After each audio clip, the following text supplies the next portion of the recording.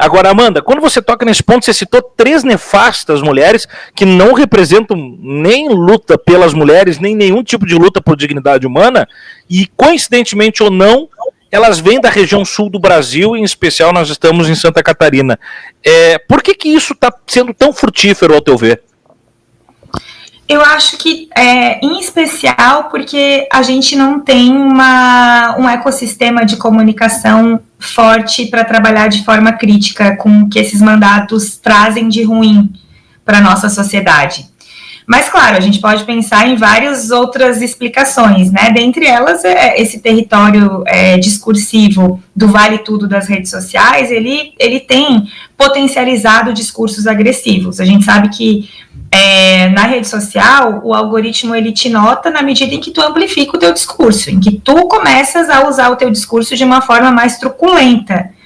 Eventualmente, a gente vê discursos engraçados, discursos... A gente vê um repositório muito grande ali de discursos, mas a tendência dos algoritmos é que eles espalhem discursos de ódio com mais facilidade e com mais efetividade.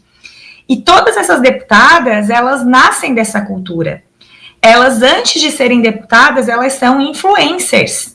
Elas se tornam influencers e com a influência que elas adquirem nas redes sociais, elas se tornam deputadas e começam a reproduzir no parlamento, né, seja na legislativa, seja na Câmara Federal, aquilo que elas apontavam nas suas redes. É a mesma coisa que alguém dá um mandato para o Calvo da Campari, que isso nunca aconteça, né? Estou usando como um exemplo aqui de uma provável aberração, mas é a mesma coisa que alguém dá um mandato para ele e ele usar o mandato para legislar contra mulheres o tempo inteiro, que é isso que o discurso dele vende.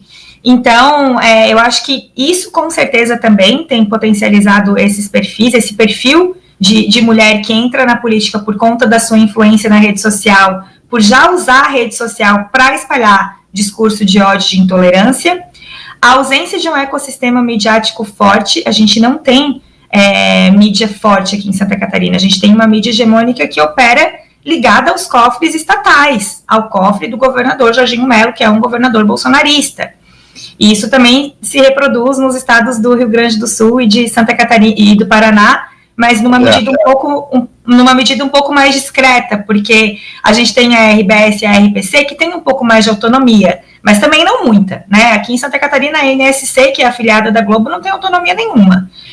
Então, a gente vê essas pessoas com total liberdade para espalhar esses discursos, sem nenhum contrapeso, né? Eu tenho feito esse papel aqui, assim como eu também creio muito no papel dos deputados de oposição. A gente tem uma deputada federal, que é a deputada Ana Paula Lima, que também faz o contradiscurso, a deputada estadual Luciane Carminati, que também faz o contradiscurso, mas é desigual, sabe, Tiago? A gente não tem o mesmo poder que essas pessoas. Então, a gente está sempre tentando enxugar gelo, e é um território cada vez mais minado.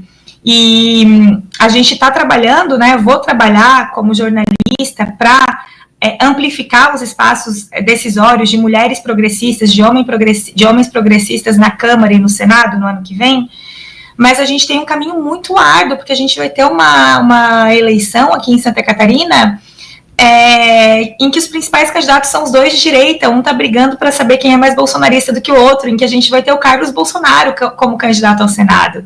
Então, é muito difícil, sabe? Mas a gente está buscando aí os mecanismos para resistir, para tentar mudar e reverter esse quadro com os máximos esforços possíveis que a gente conseguir.